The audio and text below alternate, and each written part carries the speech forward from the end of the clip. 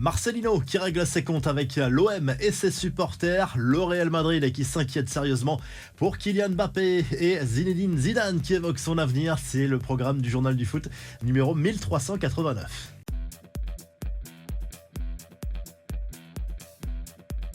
Les confidences de Marcelino, 3 semaines après son départ fracassant. Le coach espagnol a accordé une longue interview au journal L'Équipe. Il revient pour la première fois sur les raisons de son départ de l'OM, seulement 2 mois après sa nomination. Marcelino qui fracasse tout le monde, très clairement, à commencer par le club, pas aussi grand qu'il ne le prétend à ses yeux. Le technicien espagnol qui s'en prend également aux supporters les plus radicaux du club qui ont beaucoup trop d'influence à ses yeux. Il revient justement sur cette fameuse réunion qui a précipité son départ il y a 3 semaines. Même Pablo Longoria, pourtant son ami, en prend pour son grade lors de cette interview parce que Marcelino pensait vraiment qu'il allait quitter le club et cela a forcément joué dans sa décision de démissionner. Une chose est sûre, les choses vont encore bouger à Marseille puisque le directeur du football, Javier Ribalta, va probablement quitter l'Olympique de Marseille. C'est ce qui ressort de la dernière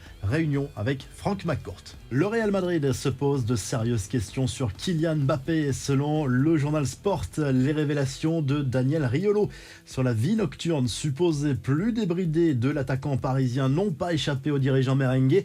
La direction a pris note de ces informations et suit tout ça avec beaucoup d'attention parce que Kylian Mbappé reste la priorité du recrutement de 2024. Le Real a aussi noté un certain manque de motivation du joueur français en ce début de saison. Les infos en bref, Zidane reparle de son avenir. Reviendra-t-il sur un banc de touche dans les mois à venir? L'ancien numéro 10 des Bleus était mardi soir à Turin pour une soirée spéciale organisée pour fêter l'anniversaire des 100 ans de la famille Agnelli à la tête de la Juve. Mais visiblement pour Zizou, c'est le calme plat.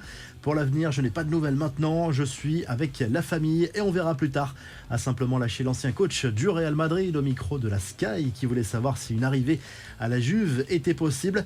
C'est le moment où Karim Benzema a appris officiellement qu'il venait de remporter le Ballon d'Or 2022. L'équipe a dévoilé un extrait de l'appel de Pascal Ferré, le responsable du Ballon d'Or, à l'ancien attaquant du Real Madrid pour lui annoncer cette grande nouvelle.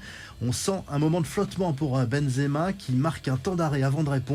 Magnifique, il va me falloir un peu de temps pour m'en remettre. C'est un rêve de gosse, lâche alors l'ancien international français. C'est un extrait du documentaire Ballon d'Or 2022, la course vers l'éternité, à découvrir à partir du 17 octobre. Comme attendu, le Royaume-Uni et l'Irlande ont décroché l'organisation de l'Euro 2028. Les autres candidatures avaient été abandonnées. Le tandem formé par l'Italie et la Croatie se chargera de l'organisation de l'édition 2032. Encore plus à long terme, l'Indonésie s'est positionnée pour accueillir la Coupe du Monde 2034. Le projet, c'est de s'associer avec l'Australie pour candidater avec la Malaisie et Singapour. Objectif, contrer la candidature de l'Arabie Saoudite que tout le monde voit déjà gagnante. Enfin, les hommages en pagaille pour Eden Hazard qui a annoncé à ce mardi à la fin de sa carrière de footballeur professionnel.